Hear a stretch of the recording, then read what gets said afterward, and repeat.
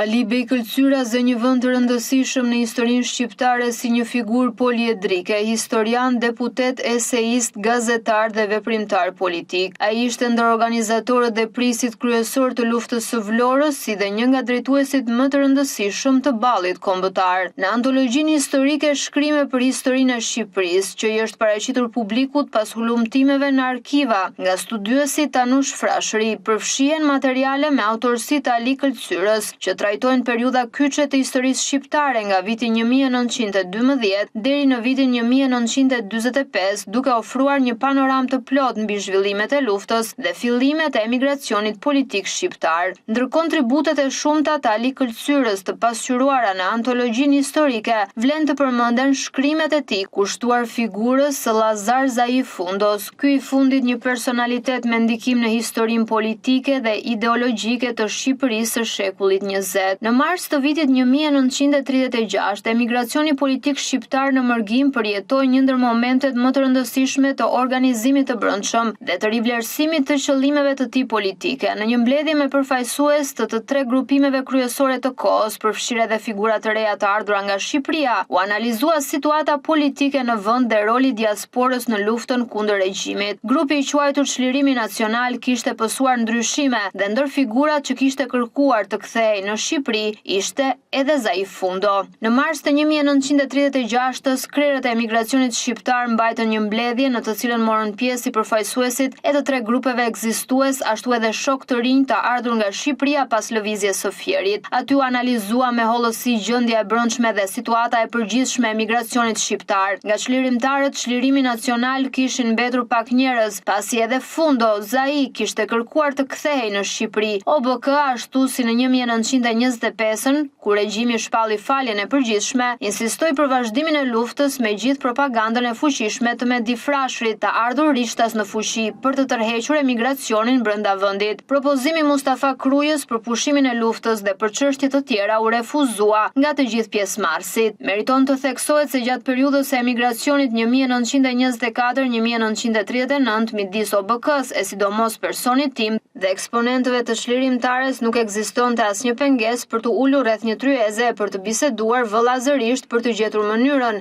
si të shërbehej sa më mirat dheut, gjë që u bë e pamundur gjatë emigracionit të pas 1944-s, thuhet ndër të tjera në faqen 139 të këtij libri. Mëtej në kujtimet e tij, Ali Bej Këlqyra thotë se në 1941 ka bërë udhëtime të ndryshme në qytete të Shqipërisë dhe qëllimi kryesor ishte vënia e bazave për organizimin e rezistencës. Korça u bë një nga qendrat më të rëndësishme të diskutimeve dhe përpjekjeve organizative për rezistencën kundër pushtuesit. Ali Bej Këlqyra, i strehuar për disa ditë në shtëpinë e Lutfis Zavalanit, përshkruan takimet e përditshme me Fazli Frashërin dhe Zaif Fundon, ku diskutuan gjatë për mënyrat e organizimit të fshehtë të lëvizjes kombëtare. Sipas dëshmisë së Këlqyrës, pavarësisht dallimeve në Korçë, u krijua një klim ku iniciativa për organizimin u pranuan me entuziazëm dhe u ndërtua rrjeti i fshehtë, sigurimi i materialit luftarak dhe përgatitja për nisjen e veprimeve në momentin e duhur. Në Korçë zbrita në shtëpinë e Lutfis Zavalanit, djalit të tezes Sime, ku ndënja disa ditë. Për ditë vinin aty Fazli Frashëri dhe Zaif Fundo. Që të katër, ata të dy dhe unë e Lutfiu bisedonim gjatë për mënyrën e organizimit të fshehtë të rezistencës. Fundoja ishte i mendimit se të gjithë kundërshtarët e gjendjes së krijuar nga pushtimi duhet të futeshin on blok, të gjithë së bashku në fashjo që të bërthamosej me celulat e organizatës son të fshehtë. Kështu shtihem në dorë materialin e dur luftarak për të qenë të gatshëm për të organizuar lëvizjen kombëtare në momentin e përshtatshëm. Në Korçë ndjeva veten në një ambient intim krejt nacionalist. Bashkëfjaluesit e mi atje pranuan me entuziazëm propozimin tim për krijimin e organizatës së fshehtë. Fundoja më shpuri në një shtëpi në Varosh, ku më prezantoi disa shok të tij të rinj. Fazliu me Fundon morën përsipër të organizonin grupin e rezistencës në Korçë. Isha kështu i sigurt që më parë se të arrija në Tiranë, organizimi në të dy krahinat më të rëndësishme të jugut do të përparonte me shpejtësi. Me sa konstatova më vonë, Fazliu me Fundon ju vun seriozisht punës për përgatitjet që bën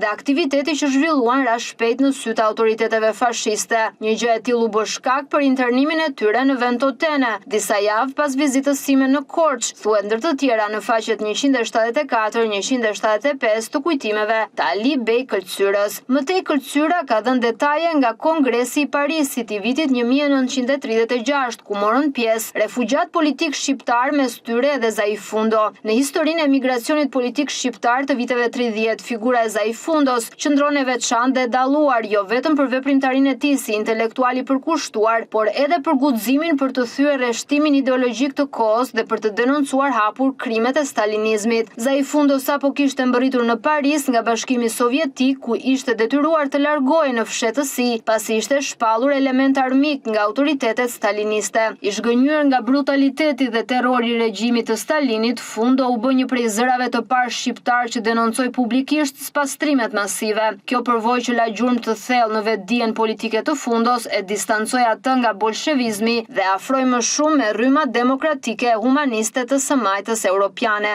Në 1936 u mbajt në Paris një kongres i mbar refugjatëve politik shqiptar, pavarësisht nga dallimet ideologjike për të miratuar një program minimal të përbashkët në rast të rrëzimit të regjimit të Zogut, pasi në fakt në 1935-1936 u kryen në Shqipëri dy revolucione kundër pushtetit të Zogut. Në Kongresin e Parisit, ku vendos të zbatoj pothuajse një program i njëjtë me ato të miratuar në 1943 në mbledhjen e Mukjes, ne konstatuam se çlirimi nacional praktikisht ishte shpërndar. Fanoli pati shkuar prej kohësh në SBA, Aziz Çami ishte bashkuar me grupin ton nacionalist Bashkimi Kombëtar, Tajar Zavalani, Rizat Serova, Konstantin Boshnjaku e Shefqet Koça ishin kthyer në Shqipëri.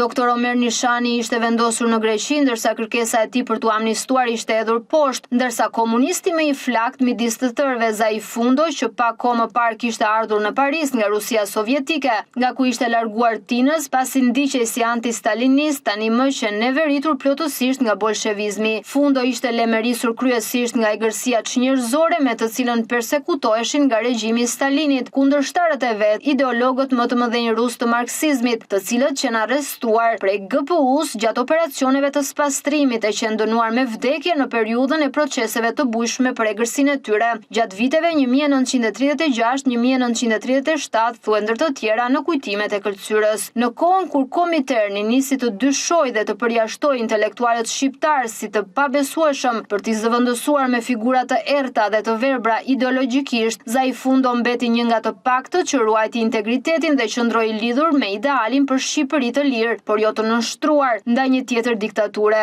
Roli i tij si dëshmitar dhe kritik i herët i stalinistëve e vendos atë në një pozitë të veçantë në historinë e mendimit politik shqiptar, një figurë që u përpoq ta reformonte nga brenda të majtën shqiptare duke distancuar nga dogmatizmi dhe terrori ideologjik. Pas largimit të Nolit e sidomos të Fundos, të skandalizuar, Kominterni nisi t'i shohë intelektualët shqiptar si element të dyshimt, armiq të stalinizmit dhe parapëlqeu zëvendësimin e tyre me njerëz të paditur e të paskrupullt, si dhe një varg kuadrosh e aktivistësh të partisë së sotme komuniste shqiptare, thot ndër të tjera Këlqyra në kujtimet e tij.